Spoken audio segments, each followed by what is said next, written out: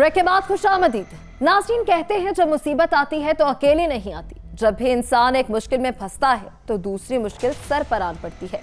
मुश्किल में इंसान जिस पर भरोसा कर रहा होता है अक्सर वही शख्स आस्तीन का साफ निकल आता है। अपने ही पराये हो जाते हैं और सितम ज़रीफ़ी ये है कि हवस के पुजारी भी अपने ही निकल आते हैं। इंसान किस पर एतबार करे?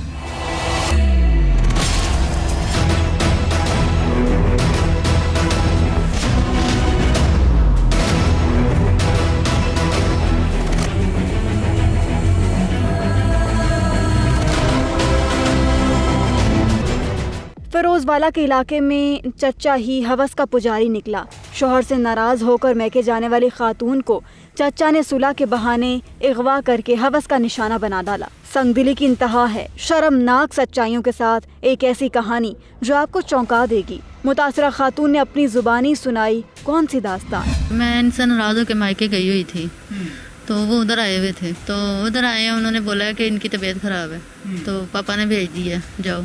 उसके बाद वो लेके गया बद्दों में, इनके ना दोस्त का घर है इसके चाचू का, तो उसने उधर ले गया, बेहोश कर दिया। मैंने जैसे शोर डाला वसीम किधर है, तो उसने ना बेहोश कर दिया। उसके बाद मुझे नहीं पता क्या हुआ है क्या नहीं हुआ, 2-3 दिन ऐसे ही गुजर गए।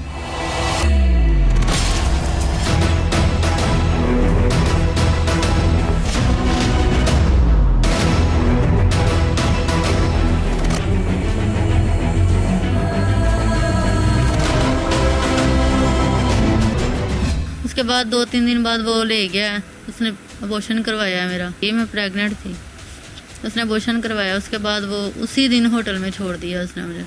जिस दिन वो अबॉर्शन करवाने के लिए लेके गया है, आपने वहाँ पे भी शोर शराबा नहीं किया? अबॉर्शन भी बेहोशी में करवाया उसने। वो राना हॉस्पिटल है उधर, वहाँ से करवाया था उसने। राना हॉस्पिटल ये शादरा वाली साइड पे जो? हाँ जी, शादरा वाली साइड पे है। तो इतना पता है, हॉस्पिटल ले गया, कहते चेकअप वगैरह करवाना है।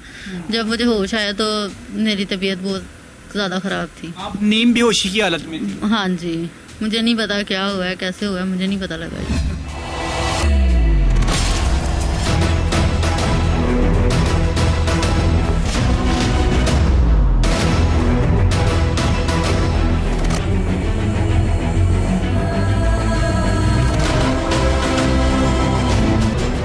नाज़रीन, शातिर दरिंदा खातून को वर्गला कर ले गया था। वो इसके शोहर का चचा था। वो मैके आई खातून को शोहर की तबीयत की खराबी का बताकर अपने साथ ले गया। जिनसी दरिंदे ने एक अलग घर लेकर रखा हुआ था। जब लड़की ने शोहर को मौजूद ना पाया तो उसने चचा से पूछा। चचा पहले टाल मटोल करता रहा, फिर जब खातून ने शोर शराबा किया तो चचा ने इसको नशे का टीका लगाकर बेहोश कर दिया। चचा के दिमाग में क्या चल रहा था, वो क्यों खातून को खाली घर में लेकर आया था? खातून तो अपने शौहर की तबीयत का सुनकर बेचैन थी। मुझे बताएं कि कितने दिन उसने अपने पास आपको रखा है? 3 माह 17 दिन में उसके पास रही हूँ। 3 माह? 3 माह 17 दिन उसके पास रही हूँ। और आप मुसलसल इतना अरसा बेहोशी की हालत में थी? मारता पीटता था। जब बात नहीं मानती थी, उसकी वाइफ भी होटल में होती है, वो नज़र रखती थी। एक सिस्टर है उसकी, वो भी उधर ही होती थी। ना मैं किसी से बात कर सकती थी, ना किसी से के नंबर से कांटेक्ट कर सकती थी, कोई राब्ता नहीं कर सकती थी किसी के साथ। मतलब आपको यरगमाल बनाया हुआ था? हाँ जी, काम करना है नहीं करना है, उसने मारना है। अगर बात नहीं माननी ना उसकी, होटल में जो काम होते हैं, अगर बात नहीं मानती थी तो मारते पीटते थे कि तुम ये बात क्यों नहीं मानती, ऐसे काम क्यों नहीं करती तुम। तो मजबूरन करना पड़ता था। तो दिन रात वो उधर ही होती थी उसकी वाइफ मेरे पास, 1 सेकंड के लिए नहीं इधर उधर होती थी। तो जब इनके साथ कांटेक्ट किया, वो उधर नहीं थी, है होटल में।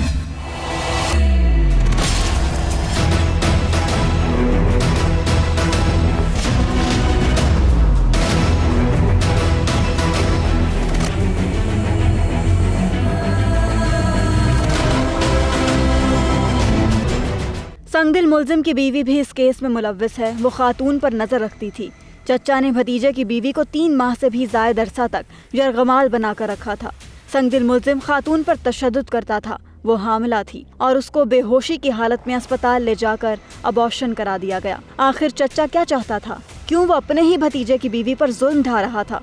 मजीद चौंका देने वाली सच्चाइयाँ आपको परेशान कर देंगी। इससे पहले आपकी किसी के साथ बात नहीं थी होती? वालिद साहब के साथ होती थी, बताया भी था 1-2 बार मैंने उधर जाना है, तो वो यही कहते थे कि नहीं पुत्र उधर ही रहो, इधर तुम्हारे लिए खतरा है, वसीम ऐसे कर देगा, ऐसे कर देगा। इनके खिलाफ बहुत ज़्यादा बातें की थी, यहाँ तक कि मुझे ये भी नहीं पता था इनको FIR इनको उठवा दिया था उन्होंने। अच्छा, ये आप इल्जाम तो नहीं लगा रहे? नहीं, मैंने इल्ज़ाम क्यों लगाना, जो गुजरी है वही बता रही हूँ। 3 माह 17 दिन जैसे गुजरे मुझे पता है, जैसे मैंने गुजारे हैं। आपके वालिद हो सकता है कि फिर मतलब उनके साथ उनके मामला तय हुए हों? इस चीज़ का तो कन्फर्म नहीं है मुझे, हुए होंगे तो ये हिसाब किताब हुआ है ना। अगर बेटी तकलीफ में हो तो कैसे बाप बर्दाश्त कर सकता है। क्या आप वहाँ पे चीखो पुकार अपनी जान बचाने के लिए कभी आपने शोर शराबा किया? जब भी किया मार पिटाई होती थी। कौन से होटल के ऊपर आपको लेके गए थे? ये 2 होटल हैं इनके ज़्यादा, एक लाहौर व्यू है दरबार के पास है, और दूसरा उधर है वंडरलैंड। मैं वंडरलैंड से भाग के इनके पास आई हूँ। वंडरलैंड ये किस जगह पे होटल? पुरानी नारकली के पास है।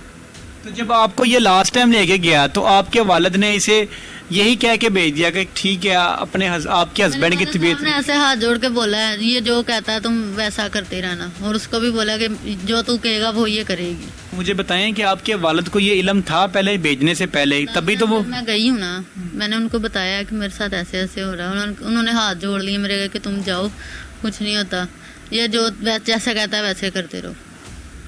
इससे आगे और मैं क्या बता सकती हूँ।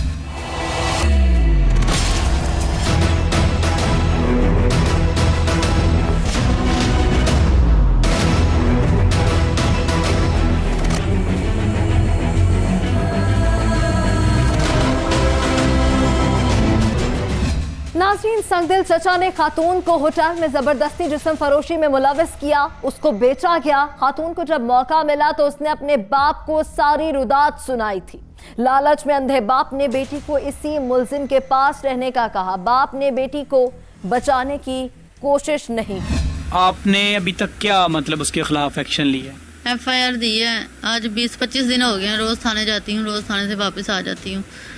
अब तो थक गई हूँ, रोज रोज जा कर भी। रात को भी बुलाया, उन्होंने कॉल करके बुलाया, गई हूँ तो कोई एक्शन ही नहीं लेते। वो किसी किस्म की बात ही नहीं करते, ऊपर से बदतमीजी करते हैं। FIR 27 तारीख की दी हुई है। कहते हैं जी हमारे बड़े परमिशन देंगे, तो फिर अब तो यहाँ तक कह दिया, देखते हैं तुम्हारा केस कैसे आगे चलता है। ASI ने बोला। आपका जो तफ्तीशी ऑफिसर है? हाँ जी, उसने बोला। क्या नाम है तफ्तीशी ऑफिसर का? ASI जाज शाह। 25,000 रुपया मांग रहे हैं। जिसने हमारा केस शुरू करवाया तकरीबन 70 से 80 लगा चुके हैं हम। अच्छा। और कहाँ से लाए, मोबाइल तक सेल कर दिए हैं, बाइक भी इन्होंने सेल कर दी है, अब किसी की लेके आए हैं। लास्ट होटल से जब कैसे भाग के आई हैं, अपने खावन से कैसे आपका राब्ता हो गया? बस मैं उधर ना, वो नहीं थी उसकी वाइफ, मैंने किसी को बोल के इनको कॉल की थी कि मैंने अपने हस्बैंड से बात करनी है। अच्छा बंदा था जिसने बात करवा दी। इनको जैसे ही मैंने बताया मेरे साथ ये कुछ हो गया, इन्होंने पूछा तुम किधर हो, कहाँ हो। मैंने उनको बताया ये लेने आए हैं मुझे उसी टाइम। मैं मेडिसिन का बहाना करके आई हूँ।